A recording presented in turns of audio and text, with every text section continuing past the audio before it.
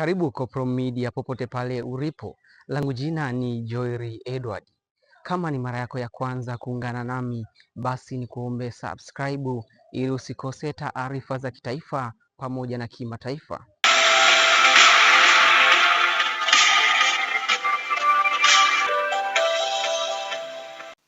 Waziri Mkuu wa Israeli Benjamin Netanyahu amesema kuwa kuna fursa ya kufikia makubaliano ya kihistoria ya amani kati ya Israeli na Lebanoni, lakini amesisitiza wazi kuwa hatua hiyo inategemea masharti makubwa ya kiusalama.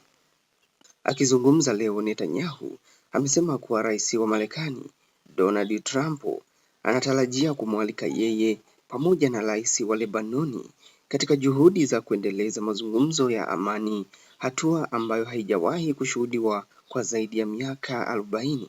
Amesema fursa hiyo imejitokeza baada ya kile alichokiita mabadiliko makubwa ya nguvu ndani ya Lebanoni, akidai kuwa Israel imepunguza kwa kasi uwezo wa kijeshi wa kundi la Hezbollah, ikiwa ni pamoja na kudhoofisha silaha zao na kuondoa vitisho vikubwa dhidi ya miji ya Israeli. Kwa mujibu wa Netanyahu, mabadiliko hayo yamesababisha hata upande wa Lebanoni kuanza kuwasiliana ili kuanzisha mazungumzo ya moja kwa moja, jambo ambalo ni nadra sana katika historia ya mataifa haya mawili. Hata hivyo, pamoja na matumaini hayo, Netanyahu amesisitiza kuwa Israeli ina masharti mawili makuu katika mazungumzo hayo. Kwanza, kuvunjwa kabisa kwa silaha za Hezbollah, na pili, kufikiwa kwa makubaliano ya amani ya kudumu yenye msingi wa usalama wa muda mrefu.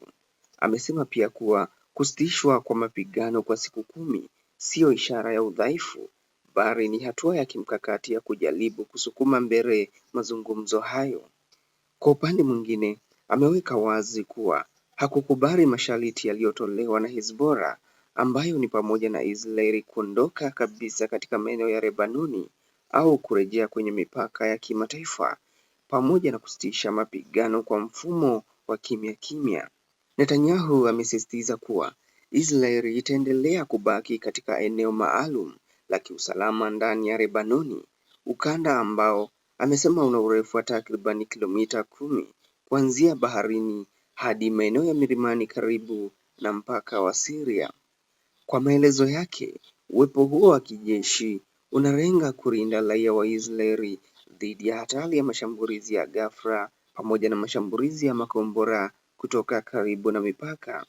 Aidha, ameonya kuwa licha ya hatua zilizochukuliwa, bado kuna vitisho vilivyobaki, akieleza kuwa Hezbollah bado ina baadhi ya silaha na kwamba Israeli itaendelea kushughulikia hilo kama sehemu ya juhudi za kufikia usalama wa kudumu. Katika hatua nyingine, Netanyahu amegusia pia ushirikiano na Marekani, akisema kuwa ameongea na Donald Trump ambaye ameonya dhamira ya kuendelea kuweka vikwazo baharini na kushughulikia kabisa tishio la nyuklia la Iran.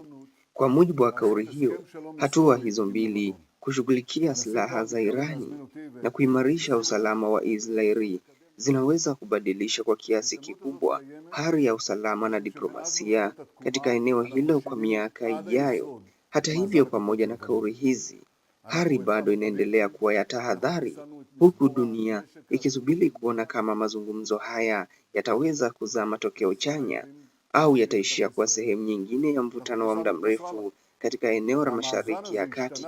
Kwa sasa kilicho wazi ni kwamba mlango wa mazungumzo umefunguliwa, lakini safari ya kuelekea amani ya kweli bado ni ndefu na yenye changamoto nyingi. Na mpaka hapa napofika tamati, endelea kuwa nami kupitia Kopro Media kwa habari mbalimbali za kitaifa pamoja na kimataifa.